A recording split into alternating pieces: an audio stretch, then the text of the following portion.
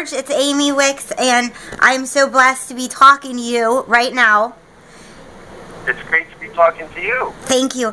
And you worked as a psychotherapist in the Florida prison system? Yes, I worked in a psychiatric unit called the Transitional Care Unit. I counseled inmates with very severe mental illness, paranoid schizophrenics, people that were really super delusional, people with anxiety issues, and people that were just, more commonly depressed. So I saw a lot of different types of mental illnesses, and at some point, the guards were abusing inmates, and I wouldn't stay silent about it. They took a guy into a hallway, they cuffed him behind his back, and the guards slammed him to the concrete floor and then just started kicking him. And if my coworker didn't come from another angle, there's no telling how badly they would have hurt this inmate. I mean, he was pretty bruised as it was. And was this, do you think, because he was when I was in prison also, we had a residential treatment unit for the severely mentally ill, but there were so many mentally ill people in my jail and prison system. But were these guards, upset, annoyed with him, not that it matters because of his mental illness, or were they just being evil? Well, yeah, I think they were just annoyed with him, but guards didn't need much of an excuse to abuse people. After this guy was beaten, I found out from other coworkers that they had witnessed beatings as well, but they didn't come forward. In fact, one of the counselors, a male counselor, told me about on his side of the unit how they beat up this older guy, and then he shrugged his shoulders and he was like, "Oh, what are you going to do?" And I said, "Well, report it," and he, he's like, "Well, yeah, I don't," so no one came forward except for me. I mean, I'm the only one who reported any abuse in that unit, and they fired me for not staying silent. And so, like I always say, I always wonder, why don't people like you come out? I know it happens, and I'm a returning citizen, so I'm out of the closet. I don't care. I can't step back and know what I know and say nothing, or I would feel like God would put me in hell forever. But with you said, why do you think more people like you don't come out? Well, I think it's out of fear. For the people that are working in prison, they're afraid they're going to lose their job, like I did. These correctional officers, they'll do things to you. They will, for example, they could slash the tires on your car, and actually, I'll tell you a quick story. This former warden, his name is Ron McAndrew. He was the warden at Florida State Penitentiary. He told me a story that when he first got a job as a guard, and coincidentally was where I worked at Dade Correctional Institution, he told me that he started seeing these other guards abusing inmates right away. And we're going back, 20 years ago or more. And so he wouldn't go along with the guards' abuse. And what they did is they slashed all the tires on his truck, and they poisoned his dog to death. So, you see, this is what this, and believe me, there are a lot of really good correctional officers, and I had the privilege to work with one, and there were maybe two others in the unit that were, pretty good. Yeah.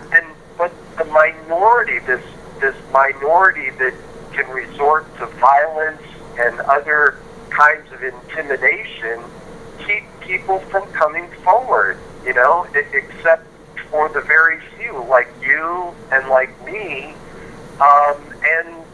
I paid the price. I lost my job. But on the other hand, I think I'm out there making a difference.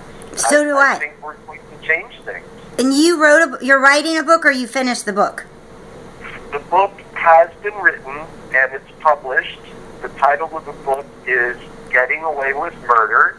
It's on Amazon and CreateSpace in the Kindle version and paperback. I self-published because the story needed to get out there, in my mind, right away. Right. As I told you, back in May, the Miami Herald published the first article about Darren Rainey, the man that guards put into a scalding hot shower until he died. I mean, the poor guy was begging for his life. He was like, please let me out. I won't do it anymore. You know, and so in that second Miami Herald story, I came forward publicly with my name. And since then, I've been on a like this crazy fast track, roller coaster ride where, in January, I went up to Tallahassee and spoke before the Criminal Justice Committee, and just literally weeks after that, they had a proposed prison reform bill that's making its way through committee and, so on and so forth, and hopefully it's going to get passed this year. And so I've been trying to get the senators to realize that there are some areas where the bill didn't address. So maybe they'll add some more into that to cover the areas that I thought needed to be covered. Yeah, and a lot of this a lot of it have to do with mental illness in the prisons? Say that again? Does a lot of it have to do with the mental illness situation in prison at all? Like the mentally ill? Yeah. I'm just thinking... Yeah, the thing that I focus on, because I am a psychotherapist, is the plight of the mentally ill. And it's a well-known fact that community mental health services, state mental health services, those types of places have been closing down because of lack of funding. Right. So that leaves the severely mentally ill to be out there on our streets. And what's happening is they're landing in prison because of their mental illness.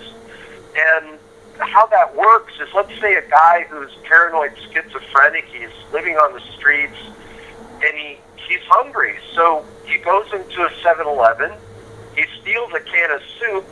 Next thing you know, the police show up. The guy gets agitated, and maybe he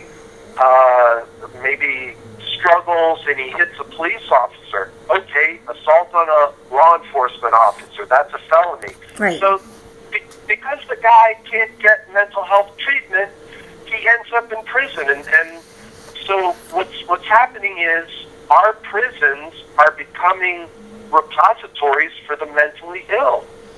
It's estimated that 56% of all inmates suffer some form of mental illness. Of course, the severely mentally ill are a smaller percentage, but that's a huge percentage, and it's growing. It's continuing to grow because our community mental health treatment centers are non-existent. Right, I agree. And my governor here happens to have a shot at being president.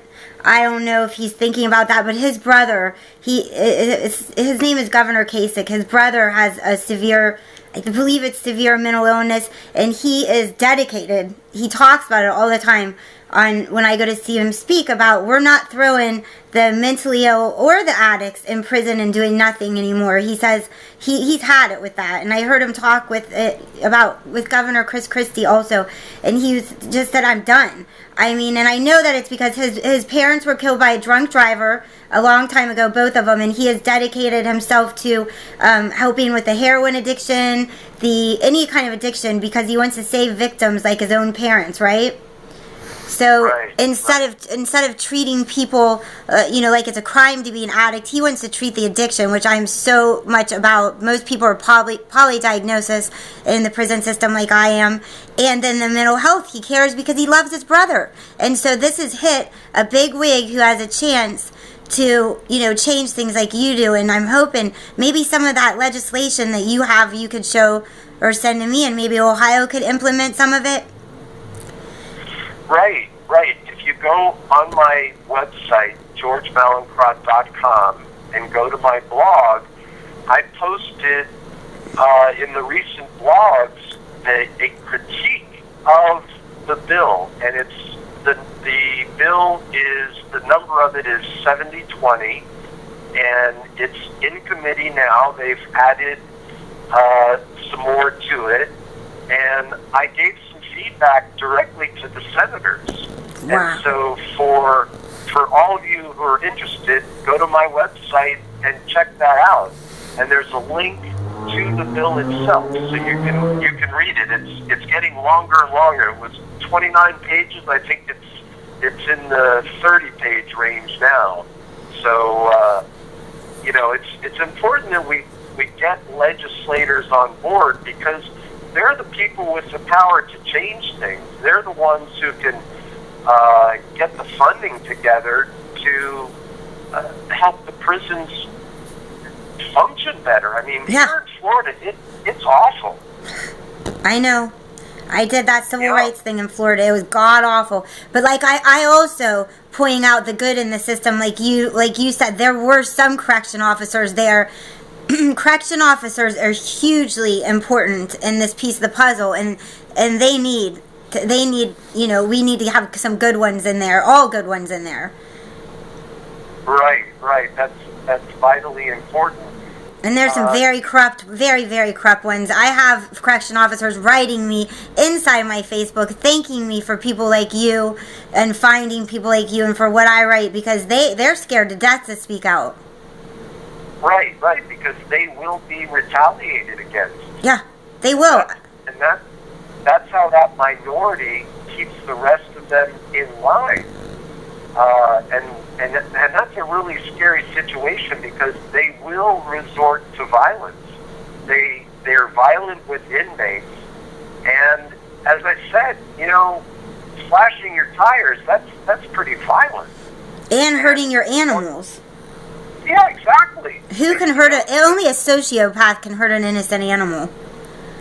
And that's the way these guards are. And there are some prisons in Florida that have horrible reputations. One of the worst prisons in Florida is Swanee Correctional Institution.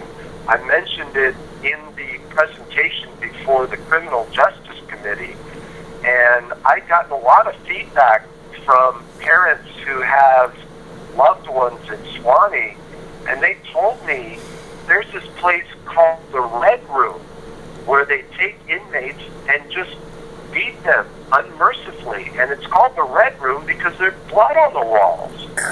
And then the pathway to and from this Red Room is called the Blood Trail, because some of these inmates are beaten so badly they can't walk out under their own power, so they're dragged out.